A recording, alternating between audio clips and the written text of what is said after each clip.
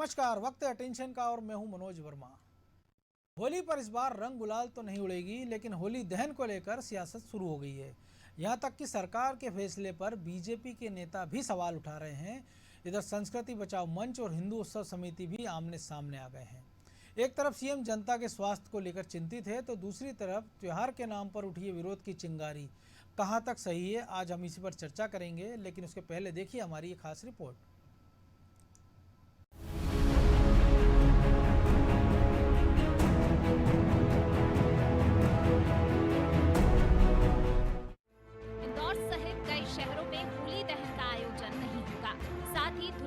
रंग पंचमी पर रंग गुलाल भी नहीं उड़ेगा। सरकार के इस फैसले ने अब राजनीतिक रंग ले लिया है और विरोध भी शुरू हो गया है। कांग्रेस के साथ ही भाजपा में भी बगावती सुर उठने लगे हैं। नेता, व्यापारी, पुजारी सहित हर आम इंसान और बड़ा धड़ा विरोध में खड़ा हो गया है। इसे लेकर सोशल मीडिया पर भी मैसेज किए जा रहे हैं कि होली का दहन तो होगा। मैं क्राइसिस मैनेजमेंट कमेटी के फैसले से असहमत हूँ। जो हुड़दंग गई उन पर सख्ती हो, लेकिन आवाजाही पर सख्ती ठीक नहीं। खुद मुख्यमंत्री कह चुके हैं कि टोटल लॉकडाउन संभव नहीं है, लेकिन जरूरत पड़ी तो आपात धर्म का पालन होगा। मैंने पहले ही कहा है कि पूरी तरह से लॉकडाउन अर्थव्यवस्था को ध्वस्त करता है, लोगों को बेरोजगार करता है। हम उससे प्रदेश को बचाना चाहते हैं, लेकिन लोगों की जिंदगी भी हमें बचाना है, महामारी पर नियंत्रण पाना है, और इसलिए ये आपद धर्म है और सारे धर्म इसकी इजाजत देते हैं कि आपातकाल में कुछ मर्यादाएं रखनी पड़ती है। इसलिए त्योहार मनाने के मामले में भी मैं अपील भी करता हूं कि हम घर पर त्योहार मनाएं। घर पर मनाए जा सकते हैं, आस्था श्रद्धा को भाव से प्रकट किया जा सकता है, लेकिन जिन जिलों में महासंक्रमण है, पिछली बार से तेजी से कोरोना के संक्रमित पेशेंट बढ़ रहे हैं, उनमें ऐसे खतरे मोल नहीं ले सकते। इसलिए जरूरत पड़ी तो आपद धर्म का पालन करेंगे। एक तरफ सीएम शिवराज लोगों की जान बचाने के लिए घर में ही त्योहार मनाने की अपील कर रहे हैं, तो दूसरी तरफ उनकी ही पार्टी के नेता सरकार के इस फैसले के खिलाफ खड़े हो गए हैं। कैलाश विजयवर्गीय ने ट्वीट कर कहा कि होली का दहन रोकना अनुचित है। इंदौर के जिला प्रशासन ने होली दहन नहीं करने के आदेश दिए हैं। ये बेहद आपत्तिजनक फैसला है। उन्होंने प्रशासन से फैसले पर पुनर्विचार करने की अपील भी कर दी।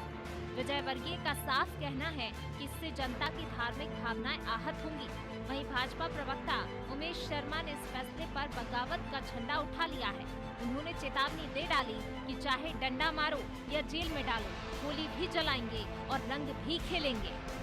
बीजेपी में तो बगावती सुर उठ ही रहे हैं, साथ में इस पर राजनीति भी तेज हो गई है। इंदौर से विधायक और कांग्रेस की ओर से महापौर पद के प्रत्याशी संजय शुक्ला ने बाणगंगा में होली जलाने का ऐलान कर दिया है। उन्होंने कहा कि अब होली मनाने बंगाल, असम जाना होगा। हालांकि बाद में कांग्रेस विधायक के स्वर बदल गए। उनका कहना है कि होली तो हम नहीं जलाएंगे, पर रंग लगाने के लिए बाहर तो निकलना पड़ेगा। कोई भी शुभ कार्य होली के बाद, होली के बिना नहीं होते हैं। क्यों? होली के दिन हमारे रिश्तेदार, समाज के लोग एक दूसरे को रंग डालने आते हैं और वो परिवार बेचारा घर पे बैठता है, जिसको गमी हो जाती है। उसके बाद सब त्यौहार चालू होते हैं। तो इंदौर में हजारों परिवार के एक्सपायर होते हैं हर साल, और ये त्यौहार नहीं करेंगे तो कोई मंगल कार्य नहीं हो पाएगा। तो उन्होंने जो कहा उसका हम विरोध करने आए थे और उनसे कि भैया ये नहीं होना चाहिए, अब लॉकडाउन रखें, शहर के अंदर लॉकडाउन होना चाहिए क्योंकि कोरोना महामारी चल रही है। परंतु त्यौहार के दिन ये ऐसा ना करें जिससे कि जो बड़ा काम होता है, शुभ कार्य होता है, उसके मना करें। परंतु उन्होंने हमारी बात मानी और उन्होंने बोला कि भैया मंजूर है हमको, परंतु आप होली का दहन नहीं करेंगे बाहर। हमने बोला नहीं करेंगे, परंतु होली का जो त्यौहार का जो डालना है हम उसके लिए फैसला करते हैं, करेंगे। तो मैंने धन्यवाद दिया उनको, इसलिए धन्यवाद दिया कि उन्होंने हमारी बात रखी। भोपाल में इस बार लॉकडाउन के कारण होलिका दहन को लेकर संस्कृति बचाओ मंच और हिंदू उत्सव समिति भी आमने सामने आ गई हैं। हिंदू उत्सव समिति के एक दिन पहले होली सोमवार यानी 29 मार्च की सुबह 6:15 पर जलाने के निर्णय का संस्कृति बचाओ मंच ने विरोध किया है और होलिका का दहन रात में ही करने का ऐलान भी कर दिया है। संस्कृति बचाओ मंच इसका समर्थन नहीं करता और ना ही इस निर्णय के साथ में चलेगा। क्योंकि लॉकडाउन है मान लिया, लेकिन होलिका का दहन जो है वो रात में ही होगा। हम उसको जो है सांकेतिक रूप में करेंगे। जो समिति का अगर एक पदाधिकारी जहाँ भी मोहल्ले में रहता है वो भीड़ ना लगाए और लॉकडाउन के उल्लंघन भी ना हो, और जो हमारा धर्म है वो भी बचा रहे, हमारी जो संस्कृति, जो सभ्यताएं हैं, मान्यताएं हैं, वो भी पूर्ण हो जाए, और हम लोग रात में ही होलिका का दहन करेंगे। तो आम लोगों की सुरक्षा से जुड़े इस मसले में भी राजनीति घुस गई है। हालांकि ये भी सही है कि नेताओं की सभाओं में भीड़ जुट रही है, राजनीतिक जलसे आयोजित हो रहे हैं, नेता मास्क से परहेज कर रहे हैं और सोशल डिस्टेंसिंग का पालन भी नहीं कर रहे। सारे प्रतिबंध जनता पर थोपे जा रहे हैं, तो इसका राजनीतिक लाभ उठाने का प्रयास तो सभी दल करेंगे ही।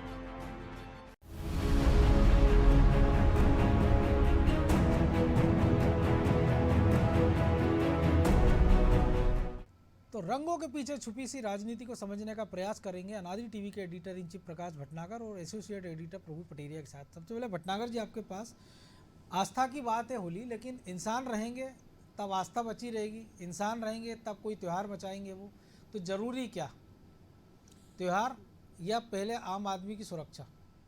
देखिए मनोज, निश्चित तौर पे आम आदमी की सुरक्षा सबसे महत्वपूर्ण है, और जिस तरह से मुख्यमंत्री ने कहा कि आपदा धर्म का हम पहले पालन करेंगे, बाकी सारी चीज़ें हैं, लेकिन ये जो सवाल उठ रहे हैं जी, उसके पीछे जो राजनीतिक दल हैं, जो सरकार है, इसी का ही बहुत बड़ा योगदान है।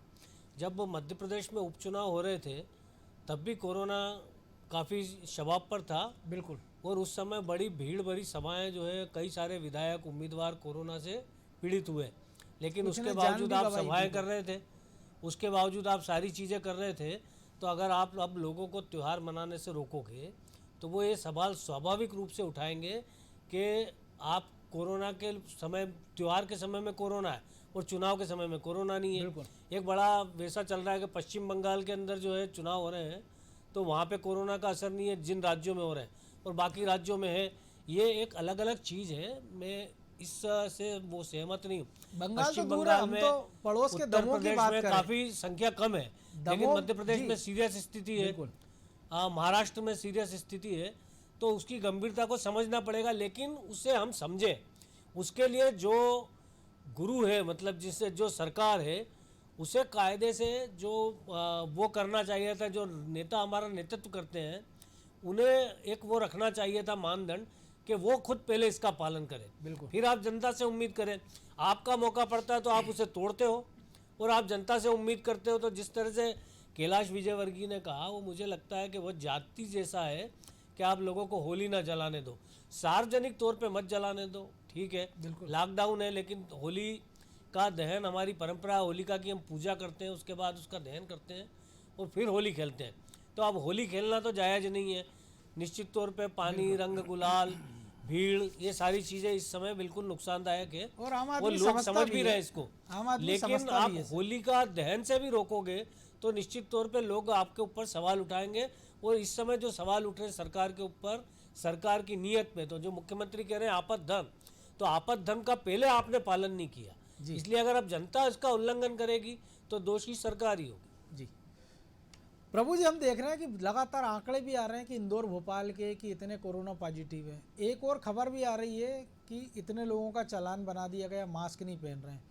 और जब नेताओं की बारी आती है तो कोई कहता है मैं हवन पूजन कर रहा हूं तो मुझे कोरोना नहीं है, मैं शंख बजाता हूं, ऐसे उल जलूल वो अपने वक्तव्य देते हैं, उन पर कोई एक्शन नहीं होता है। मध्य प्रदेश सरकार के मंत्री, जिम्मेदार मंत्री, बिल्कुल। दमोह में हम देखते हैं कि वही मजमा जुटता है, भीड़ लगती है। आज खजुराहो में मजमा जुटा है, कई जगह ऐसे कार्यक्रम हो रहे हैं। होलिका दहन की बात आती है तो आप फिर नियम कायदे कानून की बात करने लगते हैं। ठीक है, रंग गुलाल अलग चीज़ है कि आप भीड़ भरी है, पानी गुलाल से बचिए, लेकिन एक प्रतीकात्मक होली दहन हो सकता है। तो इसको लेकर आपत्ति क्यों, और इसके पीछे मंशा क्या है? क्योंकि ये ऐसा एक फैसला है कि जिसमें बीजेपी कांग्रेस दोनों एक मंच पे आ गए हैं। देखिए मनोज जी, हम कृत्य अकृत्य, हमारे उसमें लिखा हुआ है धर्म ग्रंथों में कि जो काम करने लायक हैं वो कृत्य हैं, जो नहीं करने लायक हैं वो अकृत्य हैं। बिल्कुल। यदि आप होलिका दहन को अकृत्य बता रहे हैं, उसको नुकसानदेह बता रहे हैं, तो फिर उस दिन न तो मुख्यमंत्री, ना राज्यपाल, ना कोई मंत्री, किसी को भी अपने घर में भी होलिका दहन नहीं करना चाहिए, ना बधाई देना चाहिए, ना बधाई देना चाहिए। आप ट्वीट करके भी बधाई देते हैं तो उससे भी कोरोना फैल सकता है, मानसिक कोरोना तो इससे फैल ही सकता है। वो तो शायद बहुत पहले से फैल रहा है इस तो कोरोना ये के जो पहले है, से। ये इन नेताओं को सोचना चाहिए मनोज जी। और सबसे बड़ी बात है कि हमारी जो सनातन परंपरा है, चाहे कोई सा भी धर्म हो, वो हर धर्म में एक परम सत्ता के हम अनुयायी हैं, उसको पूजा करते हैं। यदि हमें कोई चोट लग जाए तो हम भगवान का नाम लेते हैं। मुस्लिम समाज का होगा तो अल्लाह का नाम लेता है। हम जो है हर तकलीफ के लिए हम मंदिर में भगवान के पास जाते हैं सिर नवाने के लिए। हम कुछ अच्छा होता है तो भगवान को धन्यवाद देने जाते हैं। तो इस कोरोना के नाम पे उन लोगों ने, जिनको कि हर 5 साल में हम उठाकर कुर्सी से फेंकते रहे हैं, या अच्छा काम कर रहे हैं तो दोबारा बैठाते रहे हैं, तो हर 5 साल में हमारी परीक्षा पे खरे उतरने वाले लोग, हमारे ही जैसे लोग, वो भगवान से ऊपर अपने आप को समझने लगे हैं। वो उन चीज़ों को रोक रहे हैं जो कि लोगों की आस्थाओं से जुड़े हुए हैं, जो कि भावनाओं से जुड़ा हुआ है। तो ये नेताओं को समझना होगा कि उसकी सीमाएं क्या है, उसकी मर्यादाएं क्या है। बिल्कुल। और जैसा भटनागर जी कह रहे हैं, तब ज़्यादा समझना होगा कि जब आप आपात धर्म की बात करो, आपदा धर्म की बात करो, आपके अगल बगल में चिपक के लोग खड़े हुए हैं। बिल्कुल। तो पहले तो प्रधानमंत्री ने जो कहा कि 2 गज की दूरी रखें, तो आप जो है उनको 6 फीट दूर रखिए। 2 गज की दूरी का पालन करने की बात होती, कार में आपके बगल में बैठ के आदमी चल रहा है, हेलीकॉप्टर में आपके बगल में बैठकर आदमी चल रहा है, आप चुनावी सभाएं कर रहे हैं, आप भीड़ भरे कार्यक्रम कर रहे हैं और वहाँ पर लोगों को आ रहे हैं और आप खुद मास्क नीचे करके बाइट दे रहे हैं। बिल्कुल। इसी मध्य प्रदेश सरकार में एक मंत्री हैं, उनकी तारीफ करनी होगी। और ज्योतिरादित्य सिंधिया ने भी उनकी तारीफ की है, वो भूपेंद्र सिंह, जिनका मास्क कभी नीचे उतरते नहीं देखा लोगों ने। बिल्कुल। तो ऐसे आप मास्क लगाए बिना क्या बात नहीं हो सकती है? बात करते हैं डॉक्टर हर्षवर्धन, केंद्रीय स्वास्थ्य मंत्री, वो भी मास्क लगाकर बाइट देते हैं, भाषण देते हैं पूरा। तो आप वैसे भाषण दीजिए। आपके लिए नियम कुछ और है, दूसरों के लिए नियम कुछ और है। बस यहीं पर जो है भेद है। और मनोज जी, जो कैलाश विजयवर्गीय ने शुरुआत की है, स्वागत योग्य पहल है। यहीं से बगावत की शुरुआत होती है, क्रांति का उदय भी यहीं से होता है। कोरोना के नाम पर आम जनता को जो प्रताड़ित किया जा रहा है, वो जनता नहीं बोल पाई। कैलाश विजयवर्गीय ने बोल दिया, उमेश शर्मा ने बोल दिया, संजय शुक्ला ने बोल दिया। तो ये स्वर उठने शुरू हो तमाम सारे, गए। कृष्ण मुरारी मोघे ने भी कहा है, और भी तमाम सारे लोग धीरे धीरे इस मुहिम को आगे बढ़ा तो रहे हैं। ये जो है उन अफसरशाही को, जो ब्यूरोक्रेसी ये सारे जो हथकंडे बनाती है, जो ये नियम कायदे बनाती है, वो अपने घर में तो सारी चीज़ों करती है, दूसरों के लिए रोक लगाते हैं। लॉकडाउन में इसी मध्य प्रदेश सरकार के कई नेता, कई अफसर घूमते पाए जाते थे, परिवार के साथ सैर सपाटा कर रहे हैं, उनके लिए कोई रोक नहीं है। आम आदमी को जो है, यदि कोई जरूरतमंद है, उसमें कार्यस्थल से अपने घर लौटना हो तो उसके लिए लॉकडाउन में रोक है। उसको आप डंडे मार रहे हैं, लोग पैदल लोगों को चला दिया इन सरकारों ने। बिल्कुल। तो तरसा दिया, लोगों को प्रताड़ित कर दिया। तो ये जो अपने लोगों को जो प्रताड़ना की जो संस्कृति नेताओं ने, जो स्वयंभू भगवान अपने आप को समझते हैं, इन्हें पैदा कर ली है, इसके खिलाफ ये रिवोल्ट है। और ये बहुत तेजी से होना चाहिए, क्योंकि ये बार बार हो रहा है। 1 साल हो गया, अब जनता कोरोना के नाम पर जो प्रतिबंध लगाती इससे आगे जा चुकी है, क्योंकि आप उसका खुद पालन नहीं कर रहे हो। तो जैसे मैंने पहले कहा, कृत्य अकृत्य का जो है भर भेद जहाँ पर भी रहेगा, तो वहाँ पर नाराजगी का स्वर उभरेगा ही उभरेगा। इस देश को आज़ाद कराने में महात्मा गांधी का जो योगदान है, उसके पीछे वही है श्वेत अश्वेत की, कि उनने कहा कि तो आप जो है फर्स्ट क्लास के डब्बे में नहीं बैठ सकते क्योंकि आप काले हो। बस वहाँ जो उतार कर उनको फेंका गया था, वहाँ से गांधी जी को गुस्सा आया, वो भारत आए और उस मुहिम को उन्होंने एक नया रंग दिया, जो आज़ादी में परिणति हुई बाद में। तो ये उस स्थिति पर देश को, प्रदेश की जनता को नेता ले जाने की कोशिश कर रहे हैं। हो सकता है रिवोल्ट इतना तगड़ा हो कि अगली बार नोटा ही जीत जाए, अगले चुनाव हो तो उसमें नोटा जीत जाए, या अरविंद केजरीवाल की तरह कोई बिजूखा आके बैठ जाए सरकार में आपकी इन गलतियों से। तो ये इनको नेताओं को समझना होगा कि वो स्वयंभू भगवान नहीं है, वो भगवान की परम सत्ता को वो भी मानते हैं, और जनता ही है वो, जिनको कि 5 साल के लिए हमने चुनकर अपने ऊपर शासन करने के लिए बैठाया है, ना कि आप जो है खानदानी तौर पर हम हमारे ऊपर शासन करने के लिए वहाँ पर बैठे हुए। मनोज, यहाँ पे एक बात कहूँगा, जो प्रभु बोल रहे हैं उसी को आगे बढ़ाते हुए, कि भोपाल का जो 4 इमली क्षेत्र है, जहाँ पे शीर्ष प्रशासनिक अधिकारी और सरकार का बड़ा हिस्सा रहता है, कोरोना शहर में फैला, सबसे पहले जो है बैरिकेटिंग्स, वहाँ पे रास्ता बंद हो गया कई महीनों तक। जब उन्हें शहर अपनी खुल गया सबसे तब ज्यादा तक चिंता है, उन्हें सबसे ज्यादा चिंता अपनी और अपने स्वास्थ्य की है। मध्य प्रदेश के स्वास्थ्य विभाग को कोरोना संक्रमित करने के लिए जिम्मेदार भी एक वरिष्ठ IAS अधिकारी है, जो विभाग में के तहत उनकी जिम्मेदारी थी कोरोना को रोकें। जिनका बेटा विदेश से आया, उसको उन्हें रिकॉर्ड पर नहीं लाया, अपने घर में के छुपा के रखा, उसके वजह से कोरोना फैला कर्मचारियों में।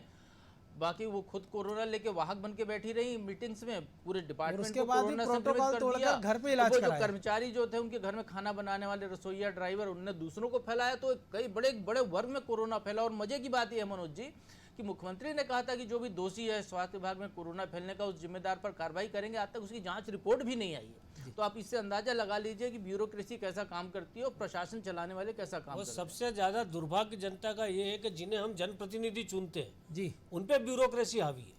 तो एक वो और जो चीज़ है ब्यूरोक्रेसी जी। समझाती वो समझ जाते हैं, जो जनता की भावना है कहीं तो वो समझते हैं जनता की भावना, बिल्कुल। और जहाँ समझना चाहिए वहाँ ब्यूरोक्रेसी उन्हें समझा देती है। तो ये तो सबसे ये- बड़े ताज्जुब की बात है कि कोई कलेक्टर कहे कि भाई होलिका दहन ही रोक दिया जाएगा। बिल्कुल। मुझे लगता है कि ये ऐसा आपात धर्म नहीं तो है। बिल्कुल ऐसा जब एक आप और सारी चीज चीजें जी, खोल रहे हो, इसी से जुड़ी एक और चीज़ है। हमने देखा कि जब मार्च में पिछले साल कोरोना के बाद जब लॉकडाउन लगा, इसके बाद ये हुआ कि गणेश जी का उत्सव आया, दुर्गा जी का आया, तो ये कहा गया कि 10 फीट से कम मूर्तियाँ। तो जब आपको प्रतिबंध लगाना था तो मूर्ति से कोई साइज से कोई मतलब ही नहीं था कोरोना का। लेकिन फिर वही जनप्रतिनिधि उन पंडालों में झांकी में जा देखे आरती करते रहे, वो अपनी सुविधा से, जैसे आपने बताया उपचुनाव में वो अपनी सुविधा से भीड़ जुटाते रहे। दमों में हम देख रहे हैं कि भीड़ जुट रही है, लगातार कार्यक्रम हो रहे हैं। और अभी जब 3-4 त्यौहार लगातार आ रहे हैं कि शब बारात हो, ईस्टर हो, होली हो, तो ऐसा नहीं लग रहा कि धर्म गुरुओं को कम से कम विश्वास में ले लेते आप? क्योंकि आपने अचानक कहा कि जिम बंद, लोगों ने कहा ठीक है, आपने कहा स्विमिंग पूल बंद, ठीक है, आपने बच्चों से कहा कि आप घर से ऑनलाइन पढ़िए, जिनके पास सुविधा थी वो भी पढ़े, फिर आपने अचानक से कहा स्कूल कॉलेज खोल दिए, फिर आपने 31 मार्च तक बंद कर दिए। तो कोई एक चीज़ पे आपको नहीं लगता कि कहीं तो आप एक बैठ के सोच समझ के पब्लिक से जानकारी लेके निर्णय लीजिए? क्योंकि आप एक बैठक करते हैं क्राइसिस मैनेजमेंट ग्रुप के नाम पर, फिर आप एक एडवाइजरी जारी कर देते हैं कि ये बंद है, ये खुला है, ये तब से तब तक बंद है, ये तब से तब तक खुला है। देखिए उस क्राइसिस मैनेजमेंट ग्रुप में भी विधायक खुल के विरोध कर रहे हैं प्रशासन का। जी, चाहे हम भोपाल के उदाहरण ले, मैंने अखबार में पढ़ा है कि रामेश्वर शर्मा और आरिफ मसूद दोनों ने विरोध किया। बिल्कुल। लेकिन सबसे बड़ी बात यह है कि हमारे जनप्रतिनिधियों पे ब्यूरोक्रेसी इस कदर हावी है कि उसके आगे हम बोने हो गए। असली जो शासक हो गए वो हमारी ब्यूरोक्रेसी हो गई, जिसे कहते हैं हम नौकरशाह, या जो जनता के सेवक है, जनता के नौकर है, सेवक नहीं। जनता लोक के सेवक तो राजनेता है, जो लोक सेवक है, जनता के नौकर है, वो हम पे राज कर रहे हैं। अब उन्होंने तो ये जनता सबसे को बड़ा नौकर समझ दुर्भाग्य लिया। है इस देश का, और इसी के कारण ऐसे निर्णय सामने आते हैं। जी प्रभु जी, अभी भी बैठक चल रही है, मुख्यमंत्री बैठक ले रहे हैं, आपात धर्म की बात भी उन्होंने की है। तो आपात धर्म अब क्या हो सकता है? क्योंकि लॉकडाउन से उन्होंने इनकार कर दिया है। तो ये जो डिसीजन हुआ है, आपको नहीं लगता इसमें कुछ संशोधन जरूरी है कम से कम? कि ठीक है आप होली मत खेलिए, लेकिन एक परंपरा है उसका निर्वहन हो, उसको कि आप फैसला वापस लो। देखिए मनोज जी, सबसे पहले वो जो मैंने कहा कि सबको सोचना चाहिए, मुख्यमंत्री मध्य प्रदेश के बहुत धार्मिक व्यक्ति हैं। जी, सुबह पूजा पाठ करते हैं, नियम धर्म का पूरा पालन करते हैं, व्रत त्यौहार सारे करते हैं। वो इतने धार्मिक व्यक्ति को ये समझना चाहिए जन भावनाओं को कि होली एक ऐसा साल में एक बार आने वाला त्यौहार है, बिल्कुल। जिसके लिए कोई ये हमारे वेद ग्रंथों में ये नहीं लिखा है कि होली के लिए, होलिका दहन के लिए आपको पूरे मोहल्ले को एक जगह इकट्ठा करना है। क्योंकि वो एक परंपरा है मिलने जुलने की, इसलिए लोग इकट्ठे होते थे एक जगह। बिल्कुल। अब होलिका दहन की आप अनुमति दीजिए, अपने दरवाजे पे आदमी छोटी सी होलिका बनाकर अपने जो पूजा पाठ के जो हैं वो रीति रिवाज, धार्मिक रीति परंपरा रिवाज का पालन कर सकता है। बिल्कुल। होलिका में नवान्न का भोग लगाया जाता है, होलिका में जो है तरह तरह के वो प्रबंध किए जाते हैं जो साल भर जिसका इंतजार किया जाता है। बिल्कुल। तो छोटे बच्चों के लिए उससे मन्नत मांगी जाती है, दुआएं मांगी जाती है। इस तरीके बहुत सारी चीज़ें लोगों की आस्थाओं से जुड़ी हुई हैं। ऐसी शबे बारात साल में एक बार आता है, बिल्कुल, पूर्वजों को याद पूर्वजों को याद करने का का त्यौहार। तो आप ये मत कहिए कि पूरा हुजूम पूरा परिवार एक साथ जाए, आप कहिए बारी बारी लोग चले जाएं। बिल्कुल। क्या एक ही जगह सब लोग इकट्ठे होकर थोड़ी बैठ रहे हैं? ऐसा हमने कभी नहीं देखा कि शबे बारात में जो एक ही कब्र पे 100 लोग इकट्ठे हों, ऐसा कभी नहीं देखा। अलग अलग ही लोग जाते हैं, अलग अलग जो अपनी आस्था के हिसाब से करते हैं। लेकिन ये जो भटनागर जी जो कह रहे हैं, ब्यूरोक्रेसी, और सबसे बड़ी बात है जो टीन का चश्मा लगा कर जो सरकार चलाने वाले हैं, उनको सोचना चाहिए कि उनको किसको हाँकना है। वो प्रशासन को चाहिए जो लोक सेवक है, जनता की सेवा के लिए जो नौकरी कर रहे हैं, जनता की सेवा के लिए जो चुन कर आए हैं, उल्टा वो उसी जनता को हाँक रहे हैं जो राजा है। और जनता को अपना अधिकार समझना चाहिए, जनता को, कि जब भी ऐसा उनके ऊपर जुल्म ज्यादती ऐसी होती है तो अगली बार वो बिल्कुल ही बदलाव करने हो। मैंने जैसा कहा पहले कि उनको न्योटा चुन लेना चाहिए, अरविंद केजरीवाल जैसा कोई एक आदमी चुन लेना चाहिए, वो अच्छा काम न करे उसको हटा के अगली बार कोई और नया अरविंद केजरीवाल चुन लेना चाहिए। या जैसा लोहिया ने कहा था कि जिंदा कौमें 5 जिंदा साल कौमें 5 साल इंतजार नहीं करती है। तो ये स्थिति होनी चाहिए। क्रांतिकारी हम है नहीं हिंदुस्तान में, कई सारी चीजें चुपचाप सहन करते क्योंकि हैं। लोग झेलते झेलते मनोज जी पागल हो गए हैं इस कोरोना के नाम पर, सरकारी जुल्म को। आप जो है आप नाइट कर्फ्यू लगाते हैं आप। बिल्कुल। केवल कागज पर अपनी वाहवाही के लिए नाइट कर्फ्यू लगा दिया। रात में तो वैसे भी बहुत कम लोग निकलते हैं, और रात में जो निकलते हैं उन्हीं अफसरों के बच्चे निकलते हैं पार्टी और करने उसमें के भी लिए। फिर आप कहते हैं कि 10 बजे से कर्फ्यू और शराब दुकान 11:30 बजे तक शराब की दुकान खुली इन्हीं रही। बड़े लोगों के बच्चे जो है रात में पार्टी करने के लिए निकलते हैं। बाकी आम आदमी जो थक हार के दिन भर मजदूरी करता है वो रात में तो पार्टी करने निकलेगा नहीं। बिल्कुल। तो आप जो अपने बच्चों को घर में रोकने के बजाय एक ऐसा लोगों पर एक जुल्म जाती है, और आपने लॉकडाउन लगा दिया, उसमें कोई स्टेशन से घर आ रहा है तो उसको पुलिस वाले डंडे से मार रहे हैं, ज़बरदस्ती की प्रताड़ित पूछताछ करें। आप ये देखिए, कोरोना आया है जब से ट्रैफिक पुलिस का पूरा काम वसूली का हो गया है। बिल्कुल। अब उनके लिए हेलमेट कोई चिंता का विषय नहीं है, जो उनका मूल उद्देश्य है। उनके लिए मास्क चिंता का विषय हो गया, मास्क लगाया कि नहीं लगाया उसके लिए। और वो जो मास्क का जो जुर्माना कर रहा है वो खुद मास्क नहीं लगाया हुआ है, ढंग से मास्क नहीं लगाए हुए, बिल्कुल गले के नीचे लटक रहा है उसका। तो ये जो जिस तरीके का सिद्धांत है, इसके लिए तो मुख्यमंत्री जी को, विभागीय मंत्री को, बाकी मंत्रियों को जो है सड़कों पर उतरना चाहिए। पहले इनको ठीक करें, डंडा इन पर मारें, कार्रवाई इन पर करें, उसके बाद जनता को सुधारने का काम करें, क्योंकि जनता वैसे ही सुधरी हुई है। उसको चिंता है अपनी, उसको मालूम है कि सरकार ने जो इलाज का खर्चा है सरकारी जो मिलता था प्राइवेट अस्पताल में वो बंद कर दिया है। बिल्कुल। अब वो सब्जी लेने भी जाता है तो सब्जी को सैनिटाइज करता है, दूरी बरकरार रखता है, मास्क मुंह ढककर जाता है, सड़क पर निकलता है तो भी एहतियात बरतता है। अब मास्क कब लगाना कब नहीं लगाना ये खुद डॉक्टर ही बता रहे हैं। आप रोज़ रोज़ तरह तरह की चीज़ें देखते हैं। उन्होंने कहा कि 2 लोगों के आसपास कोई हो तो मास्क लगा लीजिए, आप खुले में बिना मास्क के भी रह सकते हैं। मास्क इसलिए है कि 2 गज की दूरी आपको नहीं रख रहे हैं तो मास्क लगा लीजिए, कि कोई सामने जाता हुआ छींक दे तो उड़ते हुआ है। जब सड़क ही खाली है, सुनसान सड़क पे कोई नहीं है, आदमी अपने दरवाजे पे खड़ा हुआ है, तो उसको आप मास्क का चालान काटने पहुंच जाओगे आप उसके लिए। और जो नेता 100 लोगों की, हजारों की भीड़ में बिना मास्क के घूम रहे हैं उनको कोई रोकने टोकने नहीं जाएगा। जो एक ही माला में 10 नेता खड़े होकर फोटो खिंचा रहे हैं उसको कोई रोकने टोकने नहीं हमने जाएगा। तो अभी वो नज़ारे भी देखे कि नेताजी गए हैं माल्यार्पण करने, गांधी जी की प्रतिमा को उन्होंने मास्क पहना दिया, खुद ने मास्क नहीं पहना। ऐसा नज़ारा भी हमने उड़ीसा में देखा है। वही मतलब एक और हास्यास्पद इसमें यह है कि खुद मध्य प्रदेश के मुख्यमंत्री ने कहा था कि जो सेल्फ हेल्प ग्रुप्स हैं जिनसे कपड़े के मास्क बनवाए हैं बड़ी तादाद में, तो सारे विभाग उन मास्कों का वितरण करें। बिल्कुल। कि उससे एक तरीके से उनकी आर्थिक मजबूती भी हो जाए, और कपड़े का मास्क जो है बार बार आदमी धोकर पहन सकता है। ऐसा मिल जाए गरीब आदमी बार बार लेकिन जो मास्क बांटने वाले जितने भी उपक्रम किए जा रहे हैं तो उसमें वो जो 2-3 रुपए का सर्जिकल मास्क आता है वो खरीद कर बांटा जा रहा है, जिसकी लाइफ ही 8 घंटे की है। जिसको डॉक्टर कहते हैं कि 8 घंटे बाद ये इस मास्क का बार बार उपयोग करना, एक ही मास्क का आम जनता के लिए बिना मास्क पहनने वाले से ज्यादा खतरनाक है। बिल्कुल, वो भी 20 हाथों से गुजर के पहना रहे हैं उसको, तो ये जो ज्यादा खतरा है। ये जो रोकने का काम, ये स्वास्थ्य विभाग के आला अफसर क्या देख रहे हैं, पुलिस के आला अफसर क्या देख रहे हैं इसमें, वो कुछ नहीं देख रहे। वो नीला मास्क, परिवहन मंत्री बसों में जाकर वही नीला मास्क पहना रहे हैं 5 रुपए वाला। तो आपको बांटने हैं तो दान करना है, होना तो अच्छी चाहिए चीज दान कीजिए। कि आपको जुर्माना लगाना था चेक करके कि कौन मास्क पहने कि नहीं पहने, और आप उसको मास्क लगा रहे और हैं। पुलिस के अफसर जिन पर जुर्माना लगाने का प्रावधान है वो मास्क बांटकर वहाँ फोटो खिंचा रहे हैं। पहले तो चालान काटिए आप उसका जो नहीं पहने हुए है। छत्तीसगढ़ सरकार ने बहुत अच्छा कर दिया है, मास्क ना पहनने वालों का 200 रुपए से जुर्माना बढ़ा के 500 रुपए कर दिया है। बिल्कुल। तो डर भी होना चाहिए, सलाह भी होना चाहिए, और आपका प्रश्रय भी होना चाहिए कि उसके पास यदि मास्क ही नहीं है तो कहाँ से पहनेगा। तो आप उसको मास्क अच्छा वाला उपलब्ध कराइए कि वो जो है उस मास्क को धो के दिन भर पहने, रात में धो ले, तो अगले दिन सुबह फिर पहन कर निकल जाए। तो उसके बजाय आप ऐसी उसको दे रहे हैं कि उसमें गंदगी रुके और उससे और कोरोना का संक्रमण उसको फैलने का खतरा हो। तो ये जो कोरोना बढ़ाने के यदि कोई वायरस है तो उस वायरस अब तक जनता और आप समझ गए होंगे कौन है। सबसे पहले इस वायरस से निपटना होगा, उसके बाद कोरोना से निपटना होगा। बिल्कुल।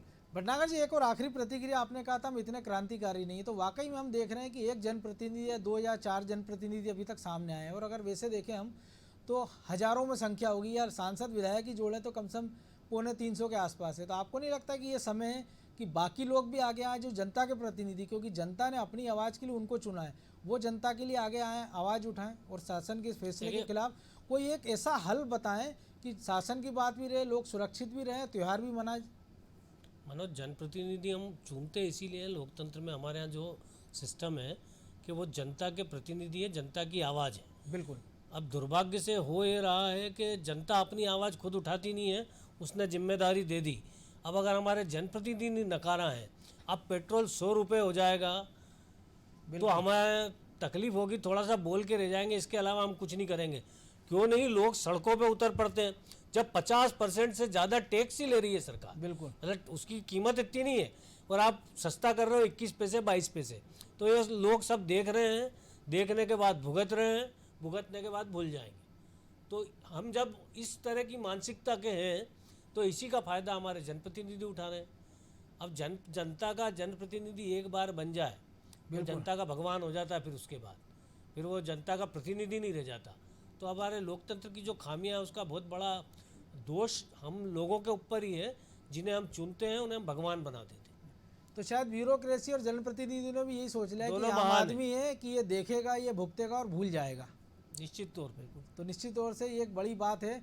बहरहाल आप दोनों का बहुत शुक्रिया। तो सरकार को भी सोचना होगा और जनप्रतिनिधियों को भी सोचना होगा कि क्योंकि कोरोना एक ऐसी चीज़ है कि जब तक अभी जो SBI का जो ताज़ा सर्वे वो ये बताता है कि सेकंड पीक शुरू हो गया है हिंदुस्तान में और मई के बाद ये और उफान पर होगा। सुरक्षा भी ज़रूरी है, सावधानी भी ज़रूरी है, त्यौहार भी ज़रूरी है, लेकिन इसके साथ साथ कोई एक बीच का रास्ता भी ज़रूरी है। क्योंकि कभी आप जब अचानक से जब राजनीतिक ड्रामेबाजी होना होती है, कार्यक्रम होना होते हैं, तो सारी चीज़ें आप ताक पर रख दिए जाते हैं और जैसे ही पब्लिक की बारी आती है तो फिर उस पर बंदिशों का आप भार डालने लगते हैं, उस पर बेड़ियाँ डालने लगते हैं। तो ये दोनों स्थितियाँ किसी भी लोकतंत्र के लिए ठीक नहीं है, समाज के लिए ठीक नहीं है। एक शुरुआत भर हुई है और जनता भी खुद अवेयर है, थोड़ी और अवेयर करने की कोशिश है वो होती जाएगी, लेकिन इसके साथ ही ये सोचना चाहिए कि किस कीमत पर जनता को हम कितना कुचलेंगे, दबाएंगे। क्योंकि ये गुस्सा जो है वो जिस दिन फूटेगा उस दिन वो इस देश के लिए, समाज के लिए, शहर के लिए, संस्कृति के लिए ठीक नहीं होगा। तो उम्मीद की जाना चाहिए कि ब्यूरोक्रेसी और जनता और नेता जनता की इस पीड़ा को समझेंगे और कोई उचित निर्णय लेंगे। अटेंशन में आज इतना ही, मुझे दीजिए इजाज़त और आप देखते रहिए अनादि TV। नमस्कार।